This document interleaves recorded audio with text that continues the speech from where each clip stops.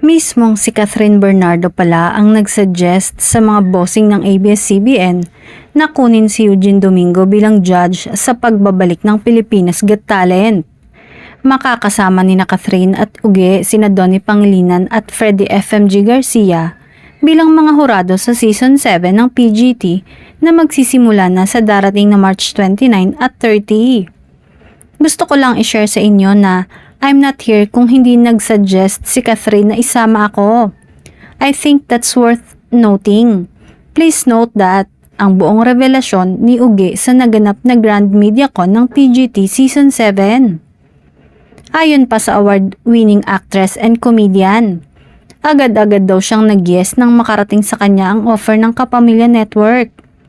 Because for a while, I've been thinking ano kayang show ang gagawin ko next?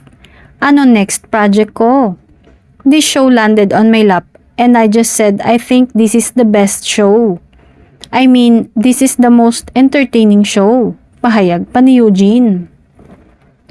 Sabi naman ni Catherine, bilang first-timer judge sa PGT, iba rin yung kampante ko kapag nandyan si Miss Eugene. Kasi syempre, first time ko dito so every time nandyan siya. Iba rin yung kaba.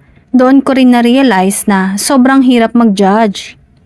Samantala, ito nga ang pagbabalik ni Eugene Domingo bilang kapamilya matapos ang matagal na panahon.